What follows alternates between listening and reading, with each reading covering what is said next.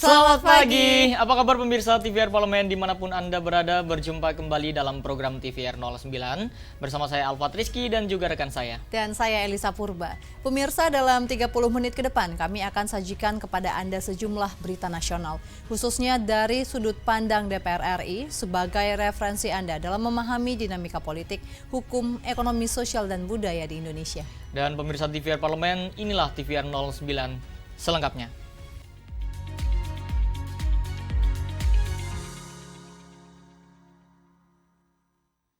Pemirsa, anggota Komisi 5 DPR RI menegaskan program transmigrasi ke daerah perbatasan harus digalakan, mengingat wilayah perbatasan memiliki ketersediaan lahan yang luas serta fasilitas jalan cukup baik.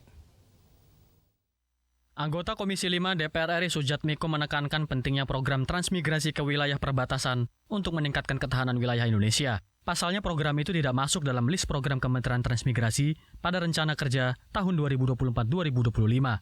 Sujatmiko menuturkan, program transmigrasi bertujuan memindahkan masyarakat dari wilayah padat ke wilayah yang minim penduduk. Ia menilai transmigrasi ke wilayah perbatasan dapat menjadi solusi untuk menjaga ketahanan wilayah, termasuk meningkatkan ketahanan pangan. Mengingat wilayah perbatasan memiliki ketersediaan lahan yang luas serta fasilitas jalan cukup baik. Oleh karena itu, ia meminta kepada Mentrans melakukan kerjasama dengan lintas kementerian. Kementerian Transmigrasi harusnya tugasnya lebih ringan. Jadi saya rasa itu, dan juga ini kan program ketahanan pangan juga ya, transmigrasi ini salah satunya. Jadi kalau transmigrasi berhasil, akhirnya pangannya juga naik. Dan juga tadi saya harapkan para transmigrasi dididik dengan baik, bekerja sama dengan Kementerian Pertanian.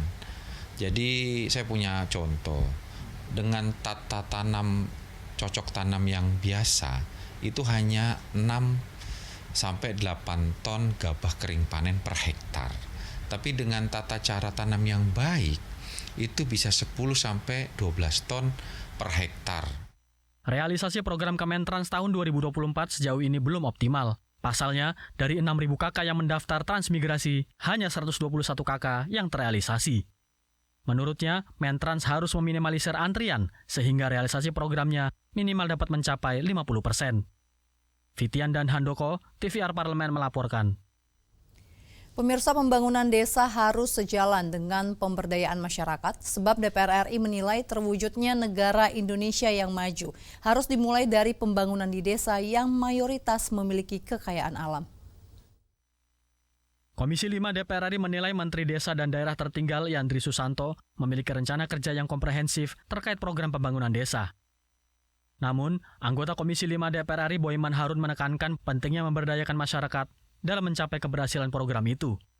Ia menuturkan, terwujudnya negara Indonesia yang maju harus dimulai dari pembangunan di desa yang mayoritas memiliki kekayaan alam. Meski begitu, ia menyayangkan masih banyaknya masyarakat desa yang jauh dari sejahtera. Padahal, tidak sedikit perusahaan yang mengkeruk sumber daya alam desa untuk diekspor ke luar negeri. Oleh karena itu, Boyman menekankan Menteri Desa Pembangunan Daerah Tertinggal untuk melakukan pemberdayaan kepala daerah dan masyarakat dengan menggalakkan pelatihan, bimbingan, pengawasan, serta evaluasi. Selain itu, ia juga meminta kepala daerah diberikan kewenangan dalam mengelola kekayaan sumber daya alam. Karena Indonesia ini maju, jujur saja itu harus dimulai dari desa. Kekayaan alami kita itu ada di desa. Tetapi kenyataannya orang-orang desa justru miskin gitu.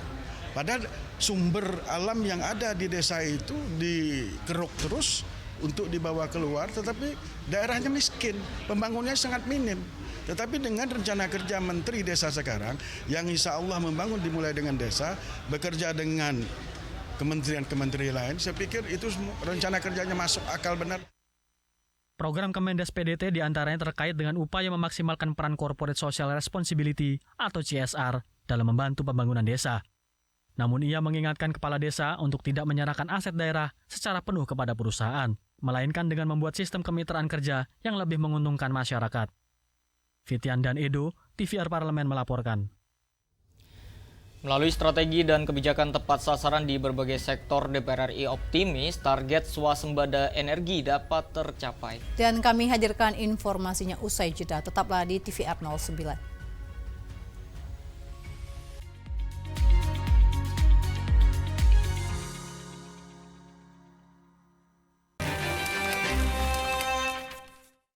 Halo, saya Meli Guslow. Saya dari fraksi Partai Gerindra, daerah pemilihan Dapil Jawa Barat 1.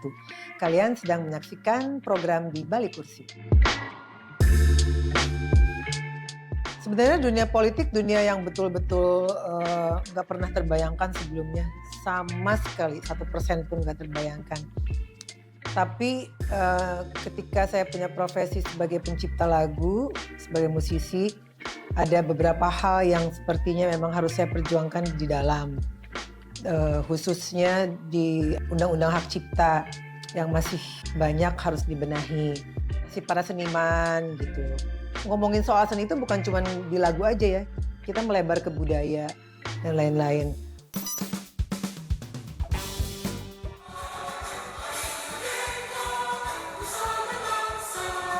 Hari lahirnya engkau Indonesia, merdeka, sekali merdeka tetap merdeka. Deg-degan.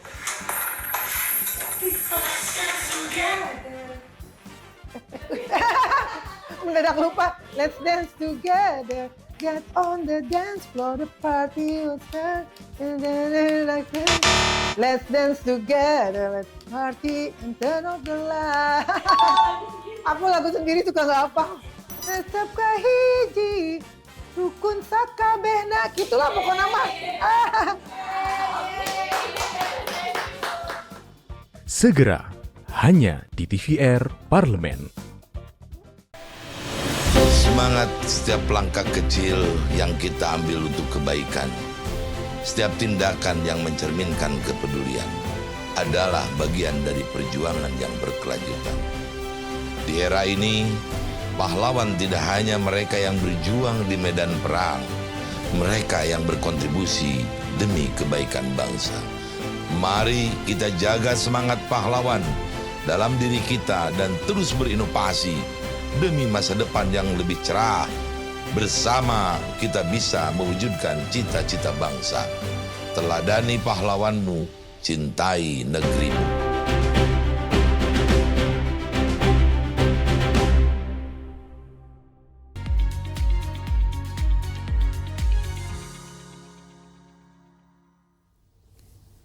Anda kembali menyaksikan TVR 09. Pemirsa, DPR RI menilai target kemandirian energi dapat diwujudkan melalui pemanfaatan sumber energi minerba dan juga energi baru terbarukan. Di antaranya dengan program mandatori biodiesel B35 hingga menjadi B60.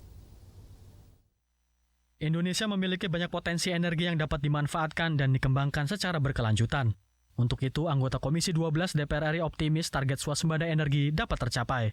Tentunya melalui strategi dan kebijakan yang tepat sasaran di berbagai sektor. Anggota Komisi 12 DPR RI Rocky Chandra mengatakan swasembada energi termasuk dalam visi dan misi Presiden Prabowo yang sempat disuarakan.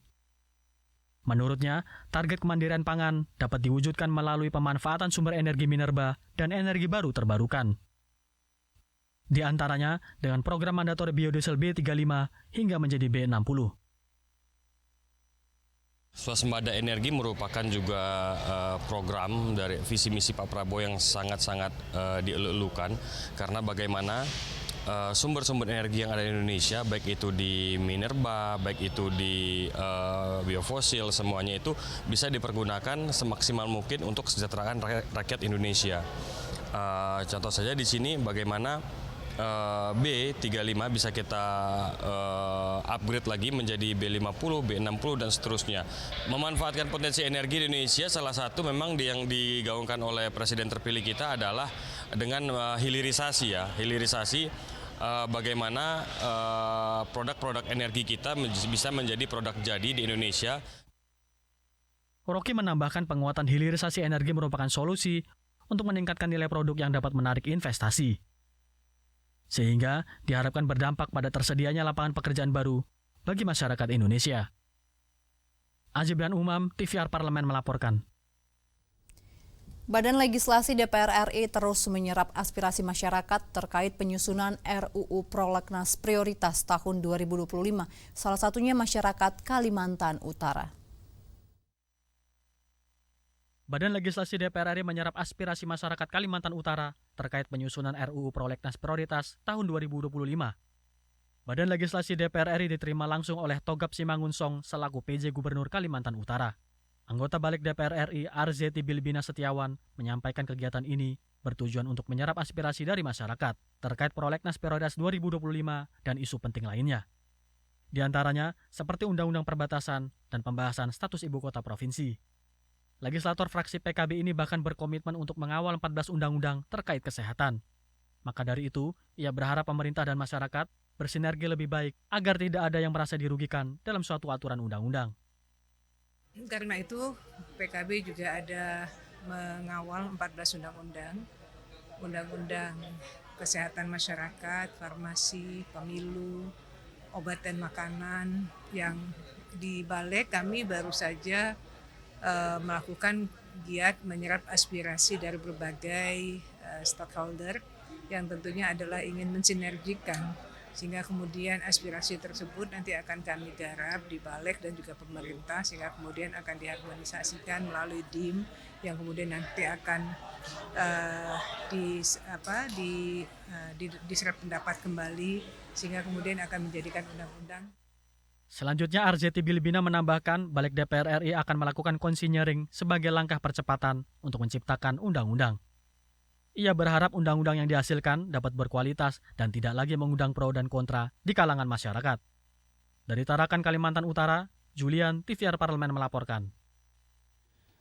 Ketua Komisi 12 DPR RI Bambang Patijaya mengungkapkan salah satu penyebab menurunnya produksi minyak nasional adalah regulasi dan birokrasi yang berbelit. Produksi minyak Indonesia terus menurun beberapa tahun belakangan ini. Data Kementerian ESDM menunjukkan per 19 Oktober 2024 tercatat produk minyak sebesar 578.842 barel per hari. Angka itu jauh dari target tahun 2024, yakni sebesar 635.000 barel per hari. Hal ini menjadi perhatian serius Komisi 12 DPR RI saat rapat bersama mitra kerja sektor minyak dan gas di Bekasi, Jawa Barat. Ketua Komisi 12 DPR RI Bambang Patijaya mengungkapkan salah satu penyebab menurunnya produksi minyak nasional adalah regulasi dan birokrasi yang berbelit. Dari pertama kali izin eksplorasi ya sampai kegiatan eksploitasi itu ada 147 perizinan yang tersebar dari berbagai macam instansi, kementerian dan sebagainya. Nah, salah satu yang menjadi kadang-kadang kendala yang menjadi titik macet ya, itu adalah di lingkungan hidup. Kemitraan di Komisi 12 ini salah satunya adalah masuk Kementerian Lingkungan Hidup sehingga Komisi 12 dapat secara langsung menguraikan problem-problem itu. Hal senada juga diungkapkan anggota Komisi 12 DPR RI, Edi Suparno. Permasalahan lifting migas perlu ditindaklanjuti dengan regulasi yang adaptif. Kita siap mengawal, siap membantu, siap mendukung, Bapak. Tetapi memang kerjasamanya dengan Pertamina itu juga tidak bisa sendiri kalau tidak regulasinya dan regulatornya itu adaptif terhadap market practice, Bapak. Dari Bekasi, Jawa Barat, Amita Pradita, TVR Parlemen melaporkan. Presiden Prabowo Subianto resmi tanda tangani peraturan pemerintah tentang penghapusan piutang macet kepada para pelaku usaha kecil, petani, dan nelayan. Pemerintah juga membuka peluang bagi UMKM untuk terus berkembang dan berkontribusi secara signifikan terhadap ketahanan pangan serta perekonomian nasional. Dan informasi selengkapnya kami hadirkan usai jeda. Tetaplah di TVR 09.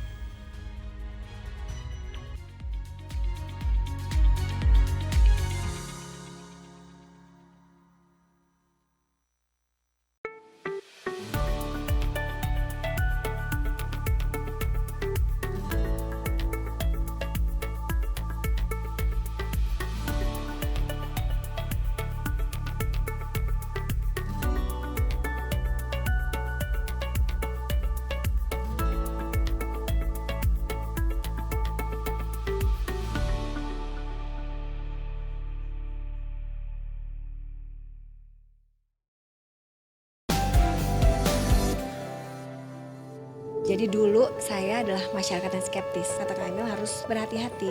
Jadi menjadi orang tuh tidak boleh reaktif. Dan itu saya belajar banyak dari beliau ya. Banyak anak muda sampai hari ini mereka skeptis terkait dengan politik. Saya bisa nggak ya semurni ini gitu ketika saya masuk ke politik. Buat kalian bisa sih dapetin suara segitu, ngapain aja, ngasih apa. Saya bilang itu karena murni masyarakat tuh kayak sayang aja gitu sama saya gitu. Jadi saya merasa bahwa menyentuh masyarakat itu yang paling penting adalah dapetin hatinya. Kalau pencitraan itu hanya bagi orang-orang yang baru kali itu aja melakukan itu untuk menaikkan suaranya. Masa jabatan itu hanya 5 tahun, tapi kebaikan itu harus terus ada dan tetap menghadirkan sampai kapan.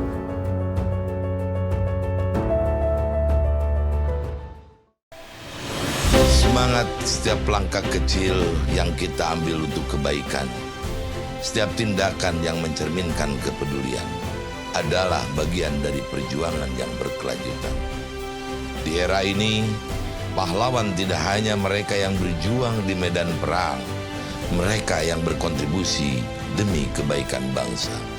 Mari kita jaga semangat pahlawan dalam diri kita dan terus berinovasi demi masa depan yang lebih cerah. Bersama kita bisa mewujudkan cita-cita bangsa. Teladani pahlawanmu, cintai negerimu.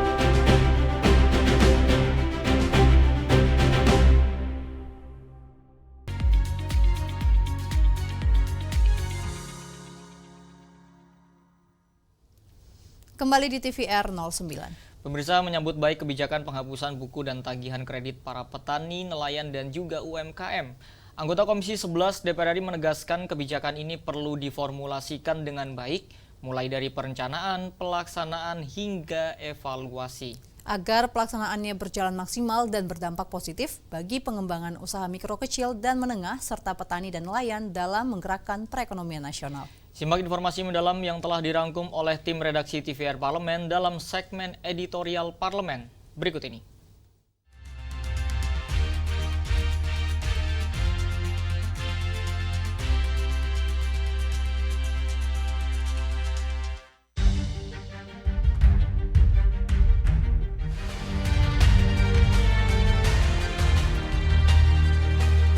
Bertempat di Istana Negara, secara resmi Presiden Prabowo Subianto menandatangani Peraturan Pemerintah Nomor 47 Tahun 2024 tentang penghapusan piutang macet kepada usaha mikro kecil dan menengah di 3 bidang, yaitu pertanian, perkebunan dan peternakan, perikanan dan kelautan, serta UMKM lainnya seperti mode busana, kuliner, dan industri kreatif. Dengan disahkannya peraturan Presiden ini membawa angin segar bagi para pelaku usaha kecil, petani, dan nelayan agar dapat bertahan di tengah tantangan ekonomi saat ini. Pemerintah juga membuka peluang bagi UMKM untuk terus berkembang dan berkontribusi secara signifikan terhadap ketahanan pangan serta perekonomian nasional. Menteri Usaha Mikro Kecil dan Menengah atau UMKM, Maman Abdurrahman menjelaskan, penghapusan piutang diberikan bagi pelaku usaha mikro, kecil, dan menengah yang merupakan nasabah himpunan bank milik negara. Dengan ketentuan, terkena beberapa permasalahan seperti bencana alam gempa bumi, terdampak COVID-19, hingga tidak memiliki kemampuan bayar. Menyambut baik kebijakan penghapusan buku dan tagihan kredit para petani, nelayan, dan UMKM, anggota Komisi 11 DPR RI Fati menegaskan, kebijakan ini perlu diformulasikan dengan baik agar dapat dilaksanakan dengan maksimal dan berdampak positif bagi pengembangan usaha mikro kecil dan menengah, serta petani dan nelayan dalam menggerakkan perekonomian nasional. Kita akan awasi, kita akan susun, mulai dari penyusunan, kemudian kita akan awasi, kemudian juga pada pelaksanaannya tetap akan kita evaluasi sehingga target-target kerjanya itu akan tercapai sesuai dengan perencanaan. Yang penting adalah harus jelas dasar aturannya dulu. Sehingga nanti ketika dilakukan penghapusan ataupun pemutihan ini tidak memberikan masalah baru bagi perbankan. Tentu bagi perbankan sebetulnya pinjaman-pinjaman yang bermasalah itu juga sebagian besar ada yang di-cover oleh asuransi. Sehingga adanya program pemutihan ini otomatis akan mengurangi beban administrasi dari perbankan. Jadi intinya peraturannya memang harus kita persiapkan dengan baik. Untuk itu, anggota Komisi 6 DPR RI Herman Hairon mendorong kementerian terkait segera melaksanakan instruksi Presiden tersebut dan menetapkan regulasi pelaksanaan kebijakan ini. Herman Hairon berharap pelaksanaan kebijakan ini mampu menjadi momentum bagi petani, nelayan, dan UMKM untuk bangkit dan mempertahankan keberlanjutan usaha mereka. Karena ini sudah instruksinya Presiden. Dan ini sudah disambut baik oleh para nelayan, petani, dan pelaku UMKM skala mikro bahwa ini akan menjadi momentum bagi mereka untuk bangkit kembali. Karena apa? Dengan mereka masih terikat hutang di bank-bank umum, bahkan di bank-bank himbara, ini juga menjadikan status mereka red line, BI checking. Jadi nggak bisa lagi untuk permodalan minjam kepada bank-bank lain. Sementara anggota Komisi 4 DPR RI Daniel Johan menekankan, selain berkoordinasi dengan para pemangku kepentingan, DPR RI akan terus mengawal kebijakan ini agar terlaksana tepat sasaran. Mulai dari melakukan verifikasi untuk mendapatkan data valid pihak-pihak yang berhak menerima pemutihan hutang. Ini menjadi terobosan dari pemerintahan Pak Prabowo karena ini akan membantu menyelamatkan banyak petani dan nelayan. Tinggal memang harus dikoordinasikan dengan pihak-pihak terkait, Bank Indonesia, mungkin LPS ya, dengan himbara. Yang paling utama adalah jangan sampai kebijakan ini ada penyalahgunaan. Kita berharap akses para petani dan nelayan terhadap kredit lunak itu bisa semakin berjalan dengan baik dan bisa menggerakkan perekonomian nasional. Redaksi TVR Parlemen melaporkan.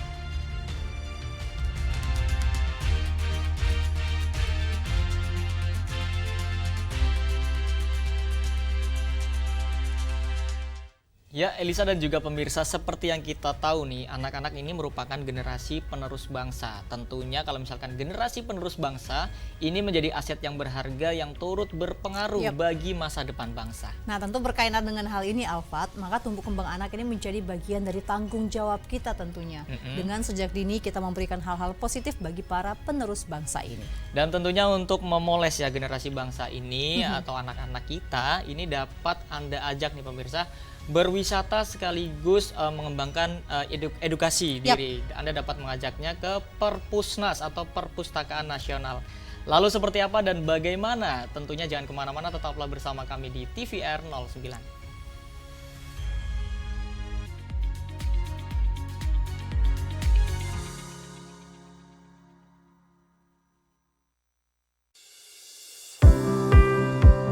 Mengenal tugas dan fungsi DPR RI. Dewan Perwakilan Rakyat atau DPR adalah lembaga negara yang mewakili aspirasi rakyat. Kehadiran DPR RI merupakan salah satu bukti bahwa Indonesia merupakan negara demokrasi. Sebagai salah satu lembaga perwakilan rakyat, apa saja tugas dan fungsi yang diemban DPR RI? Berdasarkan pasal 20A ayat 1 Undang-Undang Dasar 1945, DPR memiliki 3 fungsi, yakni fungsi legislasi, anggaran, dan pengawasan. Tugas dan wewenang DPR berbeda untuk setiap fungsinya. Yang pertama, fungsi legislasi. Menyusun program legislasi nasional atau prolegnas, menyusun dan membahas rancangan undang-undang, menerima rancangan undang-undang yang diajukan oleh DPD, membahas rancangan undang-undang yang diusulkan oleh Presiden ataupun DPD, menetapkan undang-undang bersama dengan Presiden, menyetujui atau tidak menyetujui peraturan pemerintah pengganti undang-undang yang diajukan oleh Presiden untuk ditetapkan menjadi undang-undang. Yang kedua, fungsi anggaran. Memberikan persetujuan atas rancangan undang-undang tentang APBN yang diajukan oleh Presiden. Memberikan persetujuan terhadap pemindahtanganan aset negara maupun terhadap perjanjian yang berdampak luas bagi kehidupan rakyat yang terkait dengan beban keuangan negara. Menindaklanjuti hasil pemeriksaan atas pengelolaan dan tanggung jawab keuangan negara yang disampaikan oleh BPK. Memperhatikan pertimbangan DPD atas rancangan undang-undang tentang APBN dan rancangan undang-undang terkait pajak, pendidikan, dan agama. Yang ketiga, fungsi pengawasan. Fungsi pengawasan, DPR bertugas melakukan pengawasan terhadap pelaksanaan Undang-Undang APBN dan kebijakan pemerintah, serta membahas dan menindaklanjuti hasil pengawasan yang disampaikan oleh DPD. Demikian penjelasan tentang tugas dan fungsi DPR menurut Undang-Undang. Informasi ini dipersembahkan oleh TV dan Radio Parlemen, Biro Pemberitaan Parlemen, dan Sekretariat Jenderal DPR RI.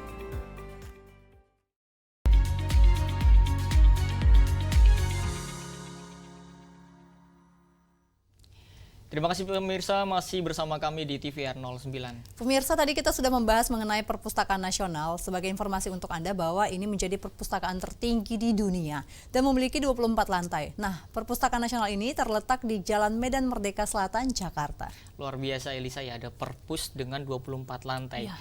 Tentunya selain menyediakan koleksi buku untuk berbagai kalangan usia, Perpusnas juga menyediakan berbagai kegiatan untuk anak-anak mulai dari balita hingga usia sekolah. Penasaran? Tentu tanpa berlama-lama lagi, mari kita saksikan liputan selengkapnya. Wisata edukasi anak di Perpusnas pada segmen Intips, Informasi dan Tips berikut ini.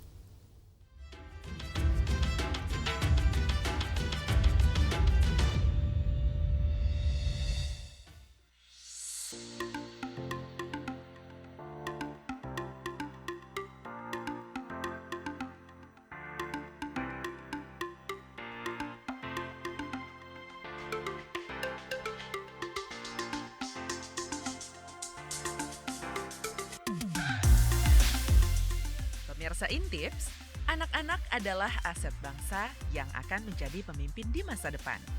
Maka dari itu, sedari kecil kita harus memberikan kegiatan positif untuk tumbuh kembangnya. Intips kali ini akan mengajak anak-anak ke tempat seru untuk berwisata sekaligus mengedukasi. Yap, kita akan berjalan-jalan ke Perpustakaan Nasional yang ramah anak. Perpustakaan yang beralamat di Jalan Medan Merdeka Selatan, Jakarta ini menyediakan banyak kegiatan yang bisa dilakukan oleh anak-anak. Apa saja ya kira-kira? Yuk kita intip selengkapnya.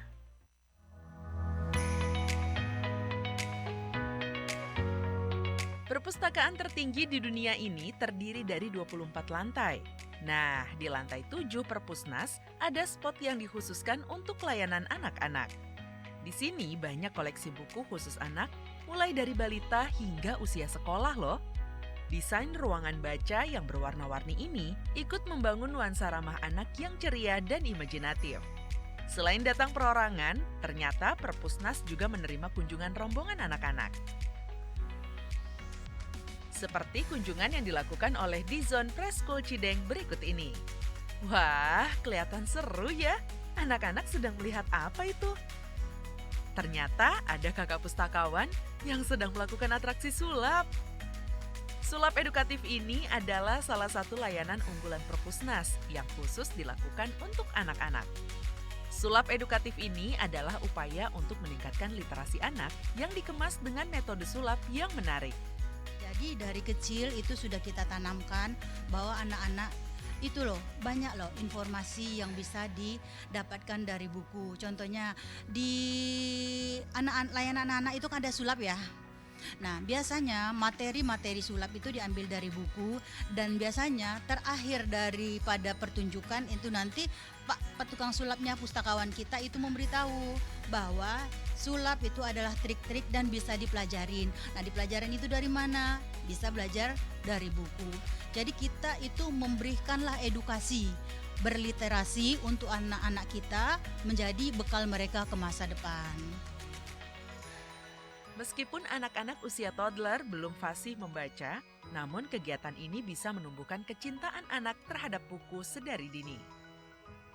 Di sekolah kami encourage mereka untuk cinta sama buku, cinta membaca.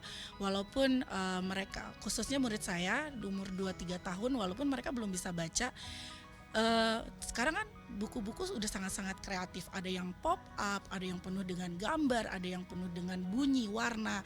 Dari situ dulu, kalau misalnya cinta dari bukunya dari kecil sudah terbentuk, itu nanti stepnya akan bertambah menjadi cinta membaca.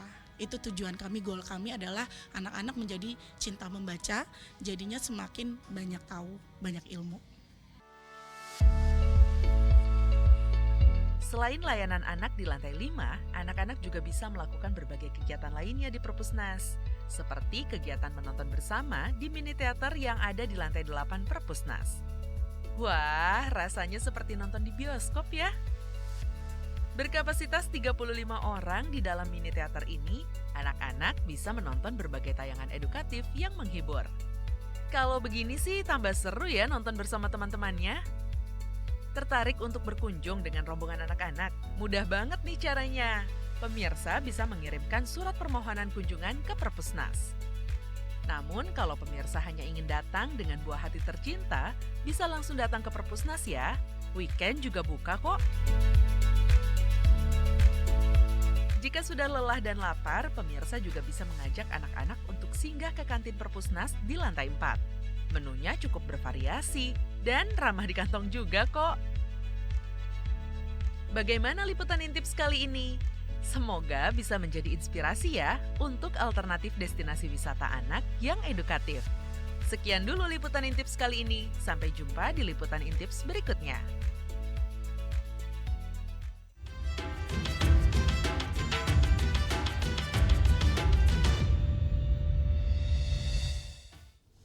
Dan pemirsa, di penghujung acara kami informasikan kepada Anda sejumlah agenda DPR RI pada hari ini Selasa 12 November 2024.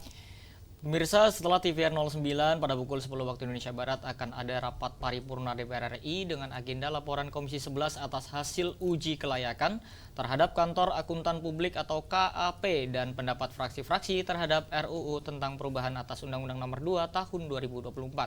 Lalu pada pukul 1 siang nanti akan ada rapat kerja Komisi 8 DPR RI dengan Menteri Sosial Republik Indonesia. Dan tentunya sejumlah agenda serta program DPR RI lainnya masih dapat Anda saksikan secara langsung di TVR Parlemen. Anda dapat mengaksesnya di YouTube kami maupun di website tvrparlemen.dpr.go.id.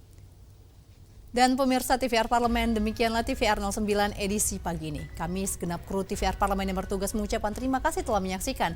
Ada saya Elisa Purba, juga rekan saya Salvat Rizky. Pemirsa, sampai berjumpa kembali di TVR 09 selanjutnya. TVR Parlemen, Referensi Indonesia.